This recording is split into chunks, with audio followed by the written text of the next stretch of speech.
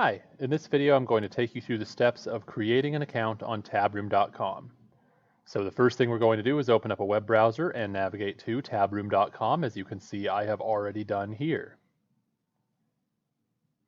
Across the top of tabroom.com, you'll have a couple of links here.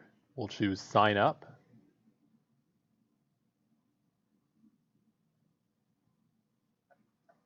If you're not an NSDA head coach, it says to go through this column here. So I'm going to put in an email address,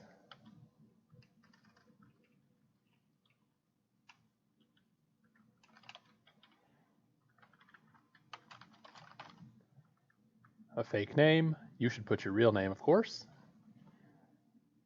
It is a good idea to put your phone number in here, and the reason is because that way tournaments will be able to send you alerts and updates when you have a ballot or if they need to get a hold of you. And then here's where you'll select who your cell provider is.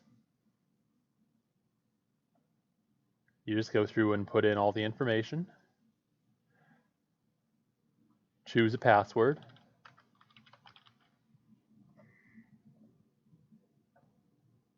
And create your login.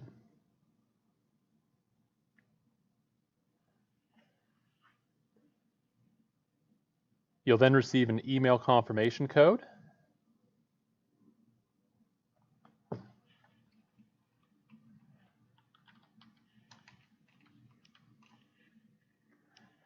Don't type that code, of course. Type whatever you get in the confirmation.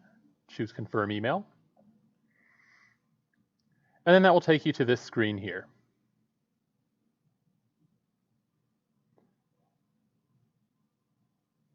If you have already been signed up to judge somewhere, you may need to find yourself in Tabroom and link your account. Most of us won't have to do that because if you're creating this account ahead of time, then when you are added to a tournament to judge, they'll just hook it in with this account.